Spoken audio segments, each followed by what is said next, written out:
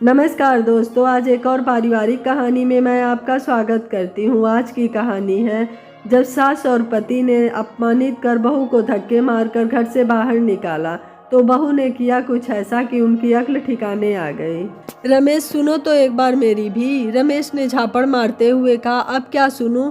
सुनने सुनाने का खेल अब खत्म हो गया। माँ सही कहती है, तुझे घर से बेघर कर देना ही बेहतर होगा। मगर रमेश, मैं कहाँ जाऊंगी? रमेश माया को घसीटते हुए माया रमेश के पैर पकड़कर रोने लगती है। नहीं रमेश, समझो, मैं इस हालत में अब हमारे घर में तुम्हारे लिए कोई जगह नहीं है, समझी तुम? अब तमाशा न लगाओ, निकलो घर से। माया को धक्का देते हुए रमेश ने दरवाजे बंद कर लिए। माया रोती रही, दरवाजे पर दस्तक देती रही, पिटती रही। उसे लगा अब खुल जाएगा दरवाज़ा, मगर नहीं खुला। शायद इस घर के दरवाजे उसके लिए सदैव के लिए बंद हो गए थे। सवाल ये उठता है कि आखिर क्यों रमेश माया को इतनी बर्बरता से पीट रहा था? आखिर क्यों माया के मुंह को बार बार बंद रखने को बोला जा रहा था? क्यों माया आज रमेश से अपने जीवन की भीख मांग रही थी? आखिर इस सब की वजह कौन थी? घर के सभी सदस्य मौजूद होते हुए भी माया के साथ क्यों नहीं थे? चलिए आज इन सभी सवालों का जवाब ढूंढते हैं। सीतापुर की रहने वाली माया, जो कि बचपन से ही काफी चुलबुली थी, हर चीज में अव्वल रहना उसकी आदत हो जैसे। माँ को परेशान करना, बाबूजी के ऑफिस जाते वक्त उनकी रोज धोती छुपाना, भाई को आंख में पट्टी बाद उसे धप्पी देना। माया की चर्चा पूरे घर में रहती। जिस दिन वह बीमार हो जाती पूरा घर तब तक वही आसपास रहता जब तक वह फिर उसी तरह सबको परेशान न करती। शायद आदत हो गई थी घर के लोगों को। माया ने डबल एमए किया, टीचर बनना चाहती थी, मगर माँ की तबीयत अचानक बिगड़ने से सबने सोचा कि उसकी शादी कर दी जाए। मगर ऐसे वक्त पर लड़के मिलते ही कहाँ हैं, वो भी भला अच्छे। मगर इसी बीच माँ की अचानक मौत हो गई। पिता को हर पल ये चिंता रहती, न जाने कब मुझे भी कुछ हो जाए। कौन जानता है प्रभु की माया। माया की माँ को तो सिर्फ तेज ज्वर आया और काल बनकर ले गया। भला इस तरह कभी किसी की मौत सुननी है तुमने डमरू?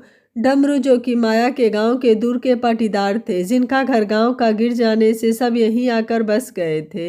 लोग उन्हें डमरुआ वाले भैया बुलाते थे। बात तो सही कह रहे हो भैया, लेकिन भगवान किसी को ले जाने से पहले कभी किसी को ये नहीं कहते कि गलती मेरी है। कुछ न कुछ कर बहाना दे ही जाते हैं और हर मनुष्य इसी में उतराते रहते हैं कि न जाने क्या किया हमने, ये करना था वो करना था। देखो डमरू, हमको बहुत चिंता है। अब देख रहे हो माया की माँ 20 सफर में हम सबको यूं छोड़कर चली गई कि क्या बताऊं। तुमसे एक बात कहूं, तुम तो घर जैसे हो, सब जानते हो। माया हमारी एक ही तो बच्ची है, बड़े प्यार से पाला है हमने, कभी किसी चीज की कमी नहीं होने दी। मगर अब वक्त आ गया है उसे ब्याह देने का। जिम्मेदारी है मेरी, अपने रहते पूरा कर दूं डमरू, हम सोचते हैं। भैया बात करके देखते हैं। माया ये सब साफ साफ दरवाजे के पीछे खड़े होकर सुन रही थी। आंखों में आंसू लिए माया ने हिम्मत जुटा रात को पिताजी को खाना देते वक्त कहा, पिताजी मैं टीचर बनना चाहती हूँ, इसी बहाने घर का काम और छोटू की पढ़ाई पूरी हो जाएगी। कब तक आप मेरी जिम्मेदारी लेकर चलेंगे? मैं नहीं जिम्मेदार बन सकती। पिताजी ने कहा, क्यों, तुझे किसी चीज की कमी हो रही है या छोटू को?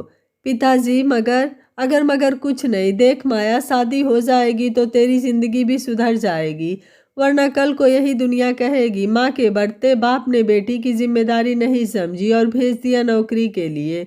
माया शांत हो गई। वो समझ गई कि पिताजी नहीं चाहते हैं कि वो बाहर निकले। माया शांत होकर कमरे में चुपचाप आकर लेट गई। छोटू, माया का छोटा भाई जो अभी कक्षा 8 में पढ़ता था, उसने माया के आंसू को पोंछते हुए कहा, सब ठीक हो जाएगा दीदी। दोनों भाई बहन लिपट कर रोने लगे। उधर पिताजी अपनी जिम्मेदारियों को पूरा करने में यूं जुट गए कि मानो झट मंगनी पट ब्याह हो जावे। खैर डमरुआ वाले चाचा जी रिश्ता लेकर आए। 1 महीने के भीतर पिताजी काफी खुश थे। लड़का हाई प्रोफाइल वाला था, रेलवे में कर्मचारी था।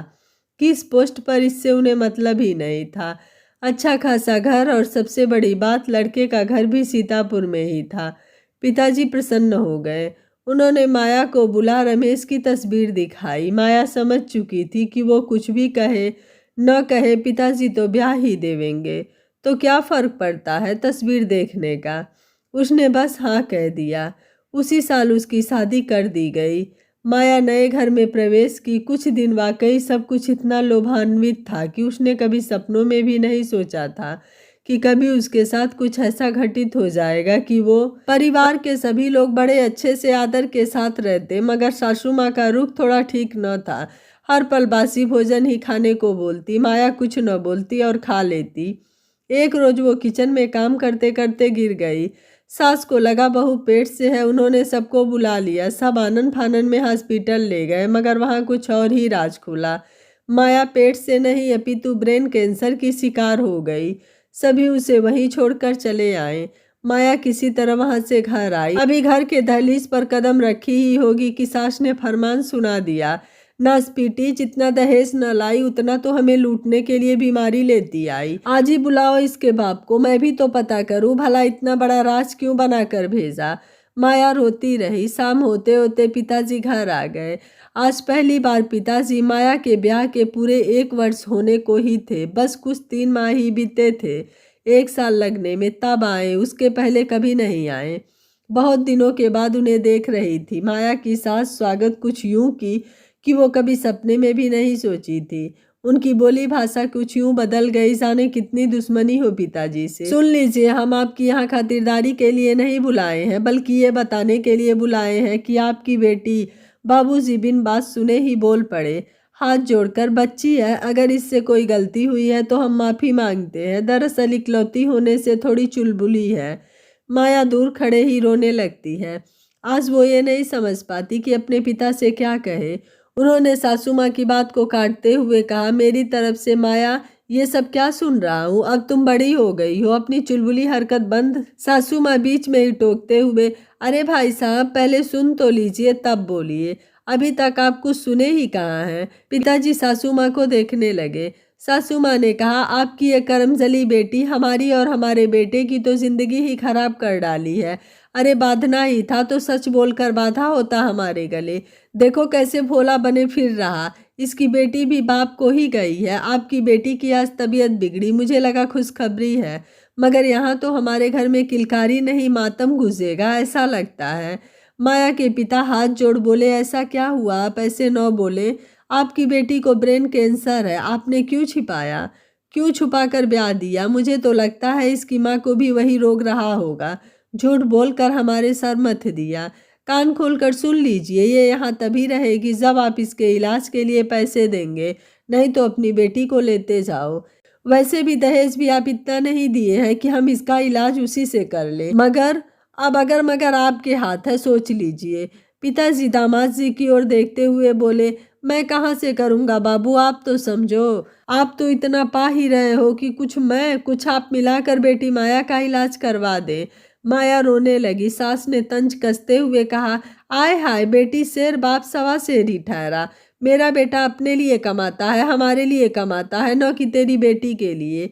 मगर पत्नी तो रमेश आपकी भी है। अब बस भी कीजिए, जब पैसे नहीं थे तो क्यों हमारे घर ब्याह दिया, कहीं झोपड़ी वाले के साथ ब्याह ना था। सब हंसने लगे। माया को गुस्सा आ गया इस तरह उसके पिता की बेइज्जती होते देख। उसने गुस्से में रमेश की पोल आज पिताजी के आगे खोल दी। बोल पड़ी, पिताजी गलती आपकी नहीं, गलती तो इनकी है। भिखारी आप नहीं, भिखारी तो ये लोग हैं जो अपना घर दहेज से भरते हैं। पिताजी माया को डांटते हुए बोले, चुप। नहीं पिताजी, आज बोलूंगी। ये आपका दामाद कोई रेलवे में कर्मचारी नहीं, अपितु ठेकेदार साहब घर जाकर खाना बनाते हैं। सासू माँ ने आवाज को तेज करते हुए कहा, बहू क्या बहू, मार डालेंगी ना, मार दीजिए मुझे, मगर सच तो बोल कर रहूंगी। झूठे हैं ये सब लोग, इन्हें तो बस पैसे चाहिए। सब भीख मांगते लोग हैं पिताजी। और वो आपके डमरुआ वाले भाई साहब, उन्होंने तो तोला मोला है मुझे। झूठ बोल यहाँ ब्याह करवा दिया। 1 नंबर के पैसा खोर हैं वो। आधा पैसा आपसे लिए शादी तय कराने का, तो आधा इनसे। बात यहाँ मेरी बीमारी की नहीं, बात यहाँ इनकी औकात की है। इन सब ने मिलकर मुझे बहुत पीड़ा दी है। जिसे आप माँ कहकर यहाँ भेजे, वो तो सौतेली माँ से भी बदतर है। सासू माँ बीच में टोकते हुए, आय हाय देख तो करमजली कैसे बक रही है। जिस घर का खाती है उसी घर में छेद कर रही है। छेद तो आपने कर दिया मेरी जिंदगी में। रमेश किसी और के साथ रहते हैं, उसी महिला को क्यों नहीं अपनी बहू स्वीकार की आप? क्योंकि वो छोटी जात की है इसलिए। बहू से उम्मीद लगा ली, पोता हो, बेटों को क्यों नहीं समझाया? रमेश ने तेज आवाज में बोला। अब बस, मुंह बंद। क्यों बंद? क्योंकि आज आपकी करतूतों का पर्दा उठ रहा है। बुरा लग रहा है न रमेश? तुम सबने मिलकर आज तक मुझे प्रताड़ित किया, मैं शांत रही, मगर आज मेरे पिता को भरी सभा में बेइज्जत किया है तो कैसे चुप रहूं? पिताजी आंसू को पोंछते हुए बोले, माया बेटी तो शांत हो जा, ऐसे नहीं बोलना चाहिए, तुझे इस घर में ही रहना है। सासू माँ के आगे हाथ जोड़कर कहा, हम जल्द ही पैसों का इंतजाम कर देंगे, हमें न तेरे पैसे चाहिए न कुछ, अपनी बेटी लेते जा। रमेश ने पता नहीं क्या सोचते हुए अपनी माँ को टोका, नहीं माँ, इनको करने दो इंतजाम, इसे तो मैं देख लूंगा। पिताजी हाथ जोड़ छोटू को हाथ पकड़ निकल गए। उधर माया को रमेश ने बेल्ट से जमकर पिटाई की। बोलेगी अब बोल, तेरी जबान तोड़ दूंगा।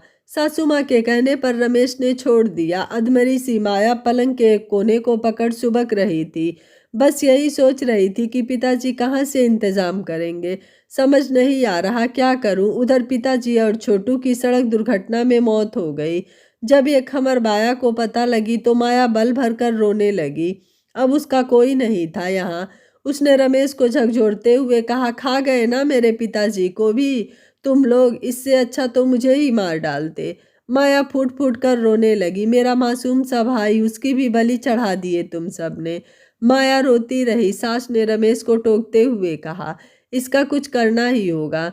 दोपहर तक होते होते पुलिस घर पर आ गई। माया से सब कुछ जानना चाहती थी। रमेश ने बात को काटते हुए कहा, इंस्पेक्टर, यहाँ से तो भली भांति ही गए थे, न जाने अचानक से क्या हुआ कि देखिए हम सभी ऐसे ही अभी बहुत परेशान हैं, और आप कुछ मत पूछिए। माया तो ऐसे ही सदमे में है। माया पुलिस से बहुत कुछ कहना चाहती थी, मगर न जाने क्यों न बोल पा रही थी। इंस्पेक्टर ने कहा, देखिए आपके साथ जो हुआ उसके लिए हम भी परेशान हैं, मगर होनी को कौन टाल सकता है। खैर चलता हूँ। माया बुत होकर वहीं बैठी रही। उसके सर में भयंकर पीड़ा हो रही थी। एक तरफ उसकी तकलीफ, दूसरी तरफ ये ससुराल वाले, तीसरा उसका मायका सदैव के लिए उजड़ चुका था। जैसे तैसे एक हफ्ते कटे। माया की पीड़ा उसे बर्दाश्त नहीं होती। सास की बोली, पति का मार ही उसके जीवन का दिनचर्या हो चुका था।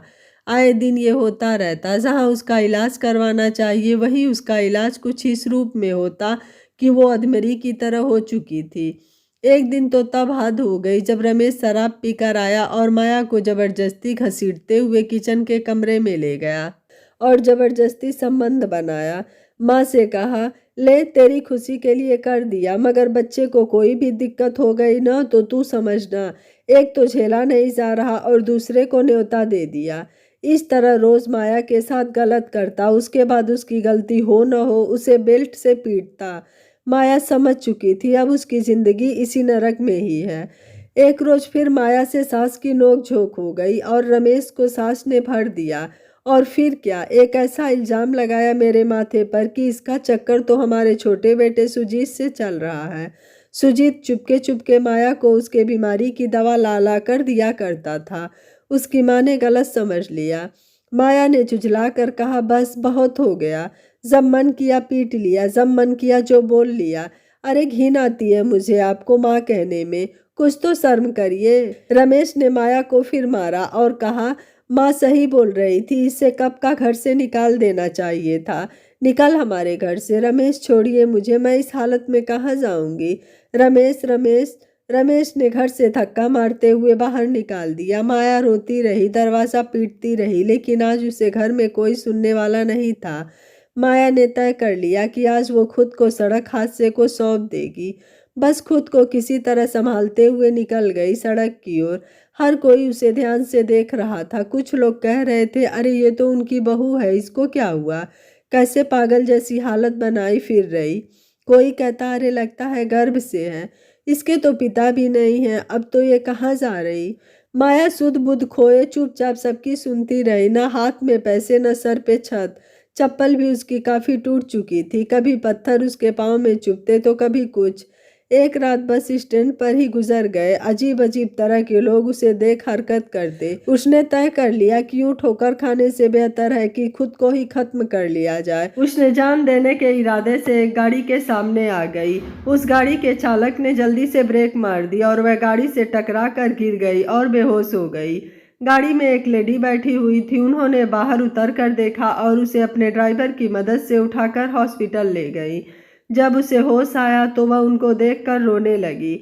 आपने मुझे क्यों बचाया? मुझे मर जाने दिया होता।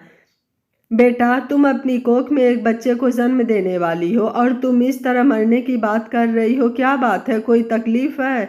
उनकी ममता भरी पुचकार सुनकर उसकी थोड़ी हिम्मत बढ़ी।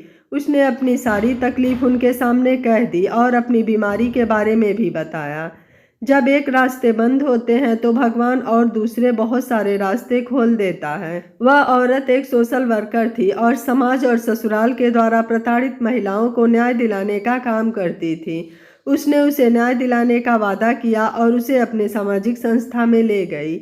उसने वहां देखा कि उसके जैसे कई सताई हुई महिलाएं वहां अपने जीवन को खुशी खुशी जी रही थी। वहां रात भर रुकने के बाद दूसरे दिन उसे लेकर पुलिस स्टेशन गई और उसके सास और पति के खिलाफ घरेलू हिंसा का और दहेज के खिलाफ प्रताड़ित करने का मुकदमा दर्ज कराया।